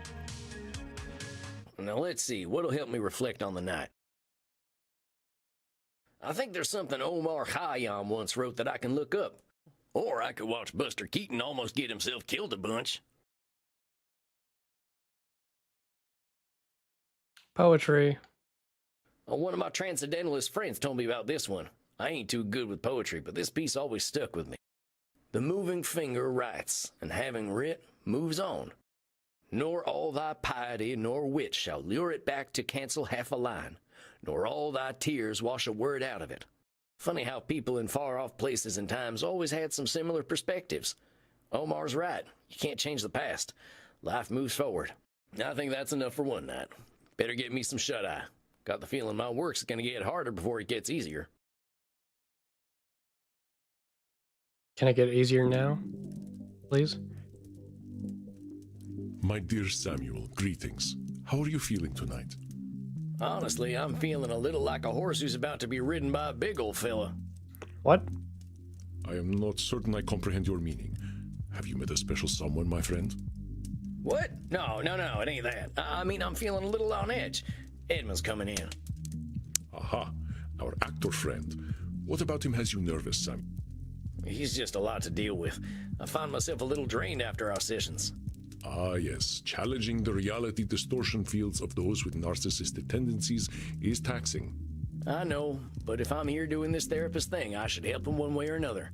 Ah, remember your own distortions. You are under no obligation to help Edmund.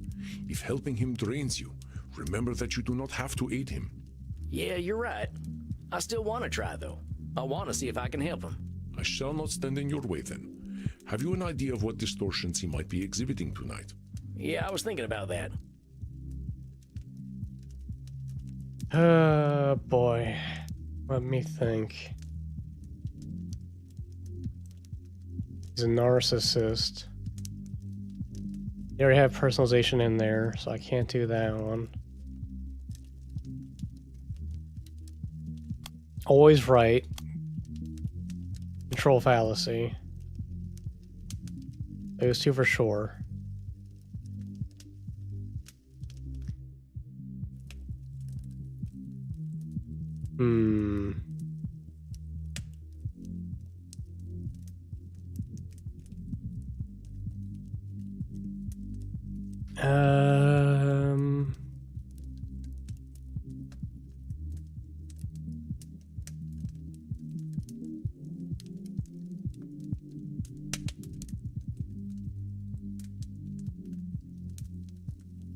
Mind reading might be a good one for him. And lastly, let me think.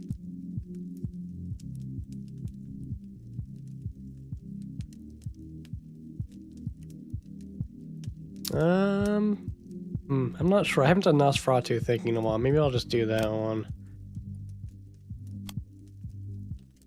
I feel like the always right and the personalization is going to be most of my things here. I think that should cover it. I wish you peace and patience, Samuel. Good luck tonight. Thanks, Andy. Edmund, amigo, how's it hanging? To the left and most proudly, my dear boy. Indeed, tonight I sit before you victorious, Thy gentle prodding hath guided me back to the womb of creation. Do I want you to spell that out for me? The stage, good sir, the stage. For if all the world's a stage, then the stage is where humanity is born. Yeah, I guess that must be true. So what are you saying? You nabbed some kind of juicy role? Not just any role. Nay, I have been given the opportunity to once again subvert the audience's expectations. Though it was thy tender words that cleared the mists of doubt from my mind and reminded me that I belong to the stage, not to the audience.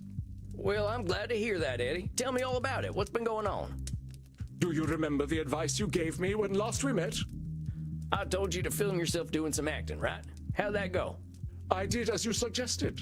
I set up a camera, and for no one but myself, I became the Dane. Marmaduke? Hamlet, my dear boy, Hamlet. I watched the great Edmund Kean inhabit the bard's greatest role once again, and in him I saw humanity pure, naked, and true. It was akin to pornography, albeit far more revealing. That Edmund Kean, I told myself, he and only he could produce something so beautiful. Mm-hmm.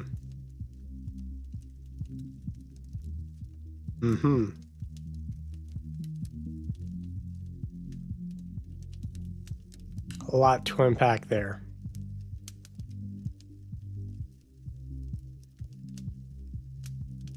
Just gonna start off with personalization. I feel like we're gonna kick off with that. Wait just a minute there, Eddie. You're an incredible actor. Everyone agrees on that. But it's a big world out there, and everyone's got their own experiences. We all got capacity to do incredible things.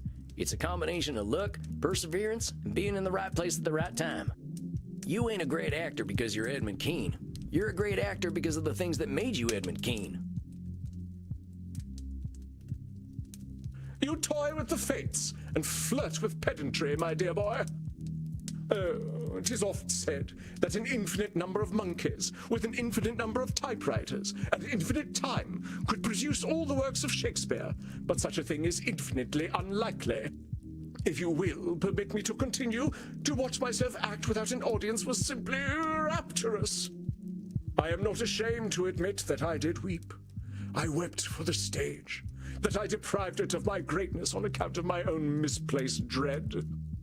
I have been a cream-faced loon, a devout coward, and most religious in it. Why should Edmund Kean fear any audience? You spoke truly.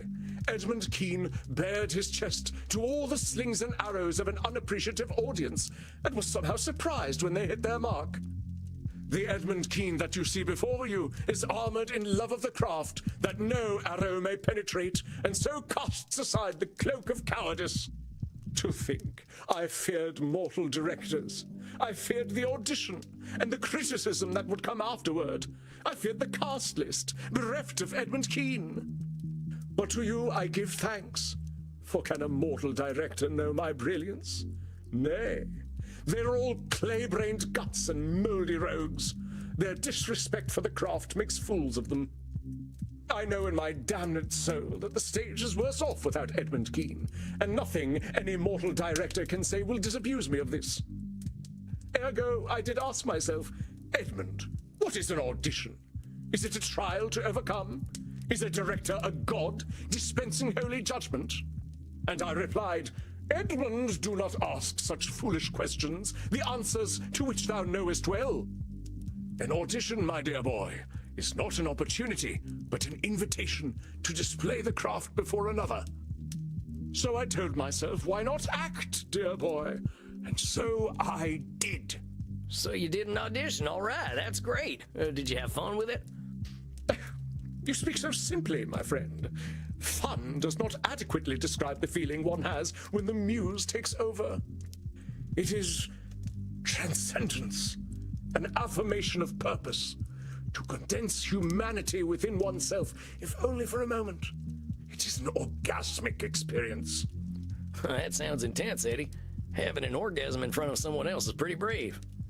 Oh, but it is freeing. A true actor hides nothing. The director, she told me she had never witnessed such a thing in all her years, few as they were. I am certain that she thought to herself, is this Dionysus reborn? Why have the fates graced mine eyes with such depth of the human spirit? All right, well, that's mind reading. So, how do you know she was thinking that, Eddie?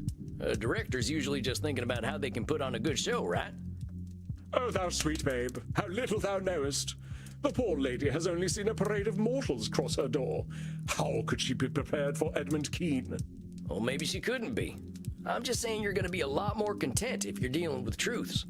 If you go into this assuming she thinks you're a god reborn, how are you going to work together? You both got your jobs. Hers is putting on the show, and yours is lighting up the stage. Reading her mind ain't letting her speak it. You must ever play the mirth-destroying ninny, mustn't you? Yes, I could not read her mind, I admit it. Art thou satisfied? It ain't about my satisfaction, Eddie. I'm just making sure you're going into this thing with a clear head. If you must, but allow me to continue. This time, my friend, I did not have to wait for a cast list at all. You are looking at a leading man once more. Hey, congratulations, Eddie. That's great. See, I knew you'd get your mojo back if you remembered what made you love the stage in the first place. For this, I am eternally grateful, and indeed, I do have an eternity to be grateful. Now I can already hear the calls resounding through the theater. Kean! Kean! Kean! Give us Kean! You may want to pick a different name. Nonsense! They will say Edmund Kean has returned, and be none the wiser as to the accuracy of their statement. So what's the big role, Eddie? Ah, we get to the meat of it, unto the very sinew at last. They say that every story is a circle, that we return whence we came. So it is with me. 'Twas tragedy that made me, tragedy that formed me, tragedy that raised me to glory, and tragedy that shall do so once more. I shall play the part of Pierrot. Pierrot, the clown who cried. Pierrot, the mask of the tragedy that is life. I ain't familiar. I believe you are, though you know a far inferior version, the one made famous by that ludicrous creature Grimaldi. Grimaldi who? Splud, my dear boy. Do you know nothing of late 18th century English theatre? They must have skipped that subject in frontier school. Grimaldi was the other influential actor in London. But whereas I drew out the soul and laid it bare on stage, Grimaldi, in comparison, was a clown, a jester, a funny man. Grimaldi was an artist, like myself. But where my canvas was the soul, his was the latrine. When I strode upon the stage, my audience saw all the acts of life play out, in all their woe and joy. Oh, but Joey Grimaldi, the great clown himself, could create bottom noises with his armpit. Yet whose name was on the lips of the adoring public? Not Kean's, no. Not the bard's emissary. Give us the farting clown, they cried. Give us Grimaldi. So you see, my dear boy, for me to play the tragic clown Pierrot, this is my opportunity to take what Grimaldi stole from me. What did he steal? He stole my audience. Eddie, from what you've told me, I don't think you and this Grimaldi fella had the same audience. I don't think anyone showing up for a farting clown show and getting Edmund Kean is going to be too happy, and it'd have nothing to do with you. But if Grimaldi had not peddled his base filth, my audience would not have waned when it did. They would have been mine. And if the sun didn't shine, we could go out during the day. Come on, Eddie, the world ain't waiting on you. Grimaldi had his audience and you had yours. Ain't nothing wrong with that. Perhaps, though I weep bitter tears to think the people so base. And I weep for myself, my dear boy. The riches and fame he received should have been mine, and would have been, had the fates not cursed me with his birth.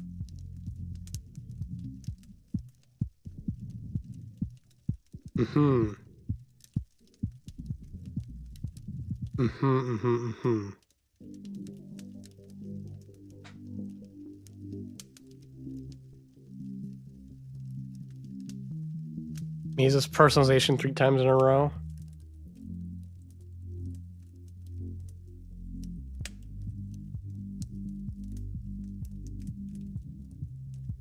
Or is this a control fallacy?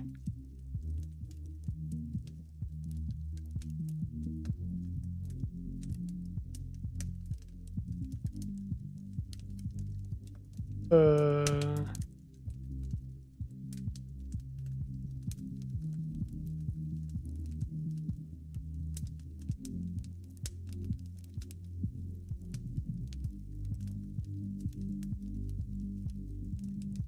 I'm just gonna go personalization real fast. The fates cursed you with Grimaldi's birth? I don't think baby Grimaldi was thinking too much about you, my friend. Well, no, he wasn't. He was 11 years my senior. So maybe he was cursed with your birth then. You delight in making me play the part of the fool, don't you? The point I'm trying to make is that making things about Grimaldi versus Keen ain't doing you any favors. There is some truth in your words. Why should I lower myself to his level? I am no flatulent jester. I am Edmund Keen. And mark my words, my boy. I shall cast Joseph Grimaldi from the Thespian Order. When I play Piero the Clown, Wikipedia shall forget all about that fool. I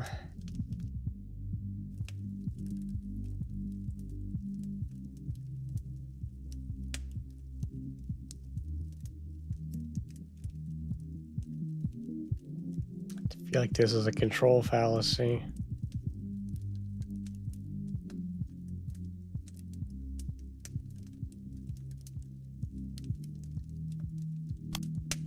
Just a sec there, Eddie. I'm afraid you don't have the power to make Wikipedia forget about anything. I mean, I can barely figure out how to use the damn thing. They get stuff wrong all the time, just like any history book. Can't stop that. May they be thrice damned, then. Perhaps I shall simply become so rich and powerful that I shall buy it. Wikipedia's free. This is most fortuitous. I can purchase it immediately. Eddie, I'm saying you can't control Wikipedia, and it ain't a good use of your efforts. The best thing you can do is focus on you, okay? That you can control. Of course, you are correct. The force of my performance alone shall redefine the role of the clown. You see, my dear boy, I have already calculated my triumphant return to the stage. Every move, every word, every expression shall be unassailable. You see, Edmund Keen is never wrong about matters of character. Okay, well, this one seems really on the nose. I'm glad to hear your confidence, Eddie, but I just want to give you a word or two of caution. Acting's all about humanity, not just Eddie Keen, right? If you don't give yourself a little room to bend, your audience might not see themselves in you. Ha! Let them dream their filthy little dreams. If my body is that which draws them in before I spring the theatrical trap, I care not. I didn't mean that. I just meant that you're drawing some hard boundaries acting-wise. Giving yourself some middle ground ain't a bad thing. I know you play your part, therapist, as I must play mine. I have heard your cautions. They need not be repeated. Indeed, I doubt our meetings will be necessary any longer. I must confess to some strong misgivings about you, therapist. There are times when we speak that I feel exposed, diminutive, and weak, and I can only conclude from those feelings that you are trying to hurt me.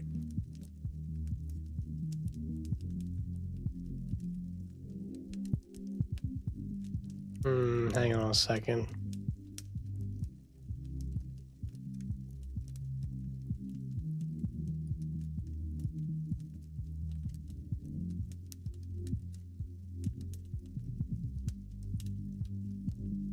Is that personalization or is that mind reading?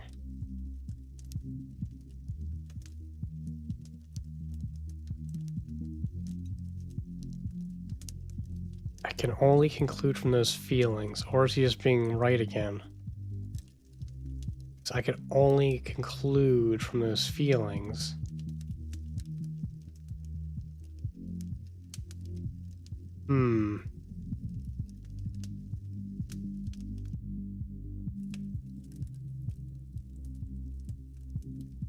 Maybe this is always right.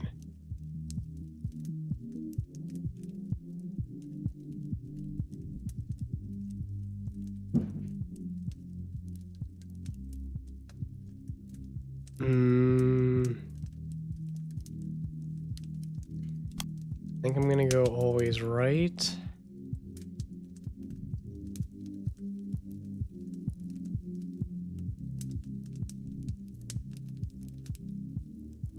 But personalization still.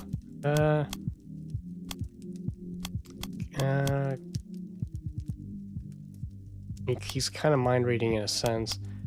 Always right. Nope, I knew no it. surprise that Edmund sees his feelings reflected in the world when he is at the center of the Yeah, world. it's personalization. I know. There I are know. times when we speak that I It felt. is what? no surprise that Edmund sees his feelings reflected in the world when he is at the There are times when we Mind speak. reading. How do you know I'm trying to hurt you, Eddie? That hurts. I show one with my gut. My other gut. Actor's intuition. The heart knows what the head doth not. But the heart ain't always right, Eddie. I'm asking you what your head knows. How do you know I'm trying to hurt you? I find thy mental games tiresome, therapist. Regardless, opening night is a month from now. I doubt you shall see me again, for I shall not need your services. The public thought they knew what a clown was. In a month's time, they will forget Grimaldi and Bozo, and only Keen's clown will remain. Therefore, why shall I need you? When I have the public's love that I am due, what need will I have for a therapist?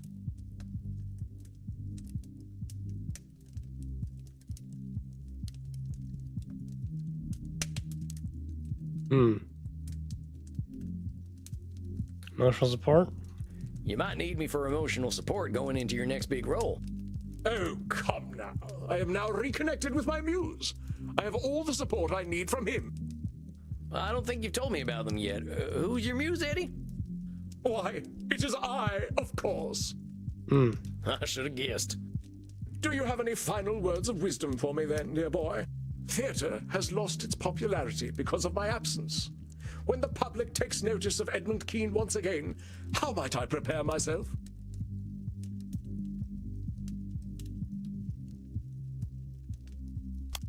I just want to remind you, Eddie, that even if you give the greatest performance of all time, people ain't waiting for you.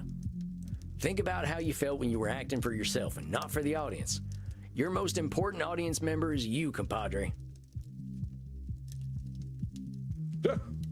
Ever the nemesis of mirth art thou, Sam Walls. But there is a little wisdom in what you speak. I shall remember Edmund Keen. I suppose then that this is goodbye, dear boy. You sure you don't want me to keep your session slot open for next month? There is no need. As you are so eager to help others, please do so, and worry not for Edmund Keen. Tell you what, I'll keep it open just this once. I'll take the night off if you don't show up. Sound good? Then I beg you enjoy a night of simple peace. You shall not see me. I give you thanks, and please, send me a V-mail. I shall arrange theatre tickets for you if you are ever in London. I'll do that, Eddie. You take care of yourself, you hear? I shall be Edmund Keen's greatest advocate. Farewell, therapist. May fortune favor you as it has me. Adios, Eddie. Well, Samuel, it seems you are down one client. Yeah, I guess so. If he thinks he doesn't need me, I guess I'm doing something right. You are unsure. I don't know, Andy. I think that fella's got some more work to do, but he ain't ready to do it yet. I believe you are correct, Samuel. I did warn you that this was likely to happen with our dear Edmund Keen. Do not consider it a failure of yours. Remember that we are all on our own journeys, and some of us need a little extra time to reach the next stage of that journey. Or in my case, a few thousand years. We cannot control the mind of any other. Yeah, I suppose that's the way it's gotta be. Go downstairs and have a drink to fate's whimsical turns. It is that which we cannot control that makes the world so rich and interesting. All right, Andy, that sounds good right about now. Go then, my friend. The night awaits. Rest in peace.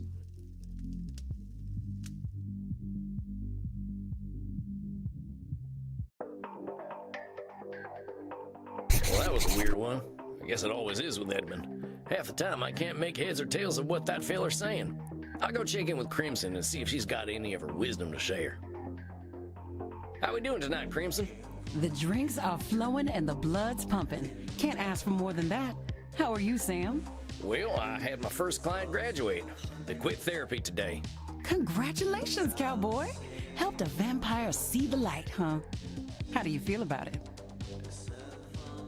I swear this fella's just doubling down on the stuff that's making him unbalanced. He thinks he's gonna make the whole world admire him. I'm afraid he ain't nearly born enough for mass appeal. Sorry to hear it, Sam. I'm sure he must have gotten something out of talking to you, though. Well, even if not everyone loves what he's doing, at least he's doing what he loves. Hey, I'd call that a win, cowboy. Not everyone gets to do what they love. Sounds like you got some feelings about that. All right, I'm gonna let you in on a big, dark secret. Maybe even darker than the fact that I drink blood. I'll hold it with high honor, Crimson. I liked being a lawyer. Oh, you're right. That is dark. Oh, shut up. I was good, Sam. I fought the good fight, and I knew case law like the back of my hand. The law just moved too slowly for me in the end, and getting cancer made it seem meaningless. Now, I love this place, and I love Andy, but I know I wasn't born to bartend. Couldn't you practice law in Germany?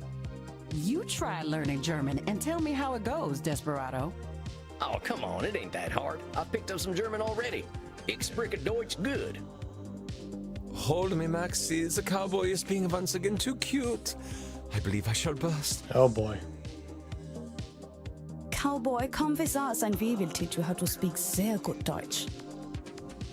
I think I hear my dinner calling. I'll talk to you later, Crimson. Be gentle with him, you two. Now we will teach you the German that is most important for you to know.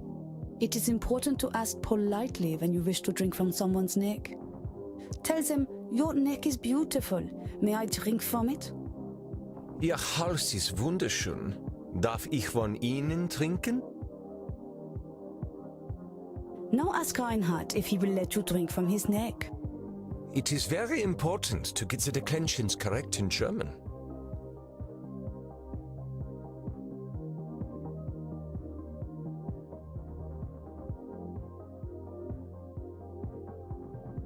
Ihr Hals ist wunderschön. Darf ich von Ihnen trinken? Sehr gut, mein Sanna-Schnittchen. Ja, wunderbar. Du kannst gerne von meinem Haus trinken. Oh, Maxi. Now I'm feeling very disoriented and euphoric. Oh, so I've done many club drugs. I will take you home, Knutkugel. Now what do you say, cowboy? Oh, Dankeschön. Dankeschön, sexy. We must practice together so. I must take this hot little man home now. Tschüss, tschüss. Oh, yeah, see you later, you two. Well, it's about time for some shut-eye anyway.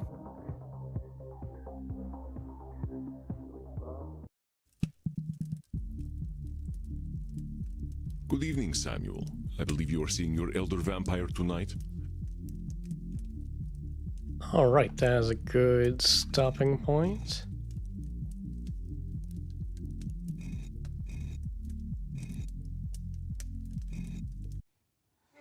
All right, so we had one client graduate. He's gonna do great. And yeah, we learned a little bit of German. So next Tuesday, 7:30 p.m. Eastern, maybe we'll get some more people to graduate. And maybe someone will actually be fixed-ish. But yeah, enjoying this very much. Doing a little bit better at picking things.